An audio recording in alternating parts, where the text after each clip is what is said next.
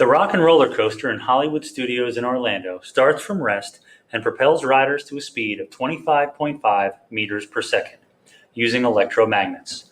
Riders are accelerated to this speed in 2.8 seconds. At what rate does the Rock and Roller Coaster accelerate its riders?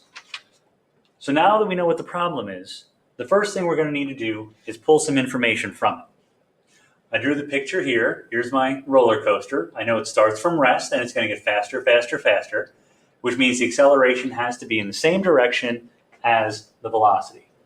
We can pull some numbers out, and I know that the Rock and Roller Coaster, again, has an initial velocity of 0 meters per second. The final velocity is 25.5 meters per second.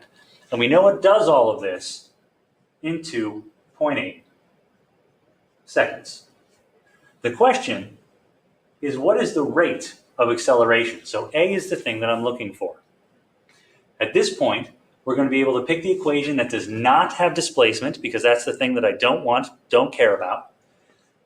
And that's going to be the very first equation, VF equals V naught plus AT. I don't usually plug numbers in right away, but in this case I have a 0, and whenever we have a 0 and we can cancel something out, it's going to make my life a little bit easier. So 0 plus anything, I can just eliminate that, and the math becomes just a little bit easier in case you're having any trouble with that. So now VF is going to equal the acceleration multiplied by the time. I'm trying to solve for acceleration, so I'm going to divide time to the other side. VF divided by time equals A. Plugging in my numbers, the final velocity is 25.5 meters per second. Time is 2.8 seconds.